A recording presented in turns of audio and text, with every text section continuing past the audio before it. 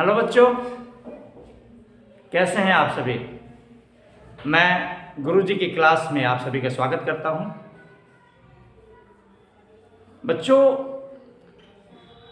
मेरा यह चैनल आप सभी को खासकर नवोदय और नवोदय जैसी अन्य परीक्षाओं की तैयारी में भरपूर मदद देने को तत्पर है। हाँ, जो नए बच्चे हैं वे मेरे इस चैनल को सब्सक्राइब अवश्य कर लें, ताकि उनको नवोदय या फिर अन्य विषय की जो जानकारी हैं उसका नोटिफिकेशन सबसे पहले पहुंचे।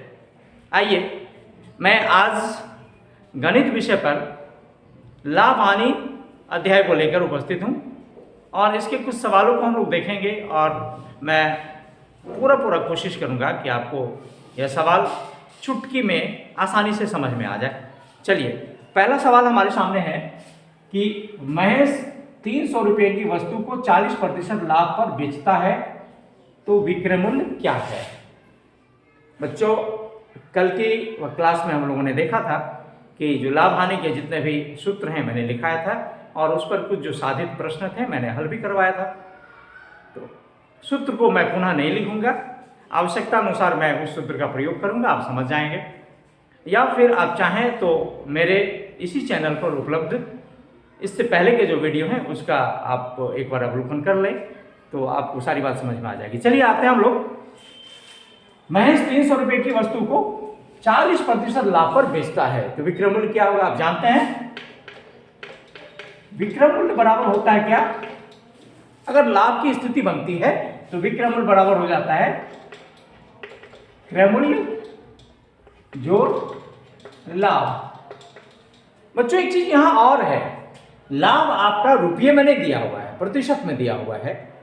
तो एक चीज और जाने आप, यहां क्रय मूल्य प्रतिशत बराबर हो जाएगा कितना, 100%। इसीलिए विक्रय मूल्य प्रतिशत बराबर कितना होगा, 100 जोड़ 40, और ये प्रतिशत में है, सीधी सी बात है। तो विक्रय मूल्य प्रतिशत कितना हो गया, 140%। सीधा एक बार में आप निकालेंगे बड़ी सरलता से। आप मैं यानी कोशिश करूंगा कि आपको ये समझा पाऊं। आप देखें तो क्रय मूल्य आपका कितना है, 300 रुपये, और इसका एक बार में आप 140% निकाल लें।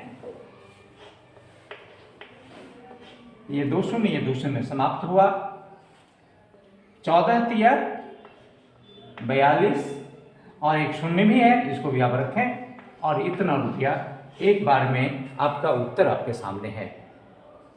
ये बहुत ही सरल है। इसका एक दूसरा तरीका भी था जिसमें आप लाभ निकालते और फिर उसको क्रय मूल्य में जोड़ते। मैंने उसको एक साथ ही जोड़ते हुए ये निकालने का प्रयास किया, तो सीधा है यह। विक्रय मूल्य जब भी निकालना है तो विक्रय मूल्य प्रतिशत कितना है वो निकाल लें और क्रय मूल्य के साथ उसको आप दिखाते हुए उत्तर के पास पहुंच सकते हैं। बच्चों, दूसरा प्रश्न इसी अध्याय में आप देखें, मैंने सिर्फ लाभ की जगह हानि को बदल दिया और डाटा मैंने बदल दिया, जो क्रय मूल्य का डाटा था वो मैंने बदल दिया। आप देखें कि सवाल हमारा है, महेश 500 रुपये की वस्तु को 40% हानि पर बेचता है, तो विक्रय मूल्य क्या होगा। हानि वाली स्थिति में आप जानते हैं ये सारा चीज आपके दिमाग में होना चाहिए कि हानि जब होती है तो विक्रय मूल्य घट जाता है, जो क्रय मूल्य है उससे कम होगा, यही होता है ना। ठीक, बहुत अच्छे। तो अगर कम होगा तो विक्रय मूल्य का प्रतिशत भी कम होगा, जबकि क्रय मूल्य का प्रतिशत 100 मानते हैं हम लोग, चल जाते हैं। तो यहां विक्रय मूल्य बराबर हो जाएगा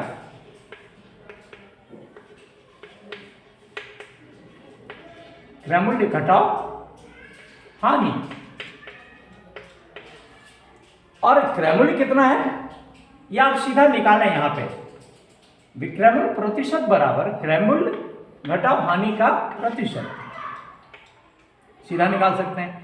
क्रय मूल्य को आप क्या कहेंगे, 100, और हानि प्रतिशत कितनी है, 40, अर्थात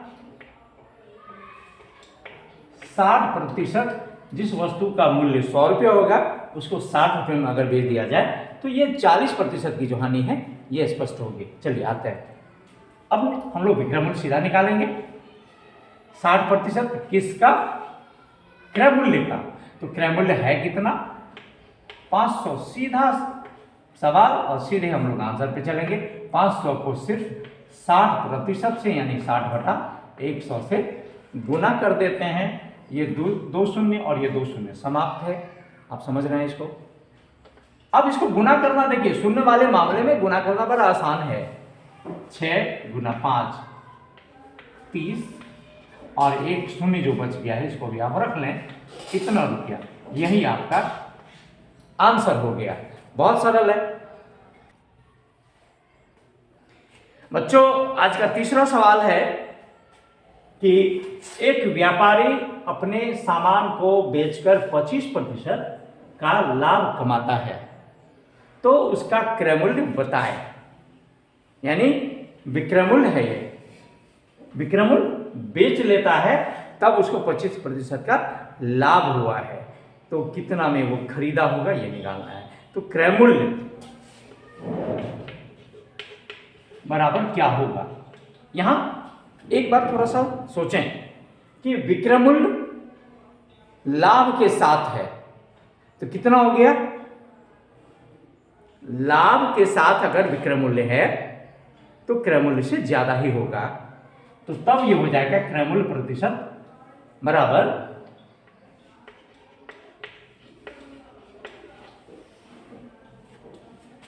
विक्रय मूल्य, सॉरी यहां आप लिखेंगे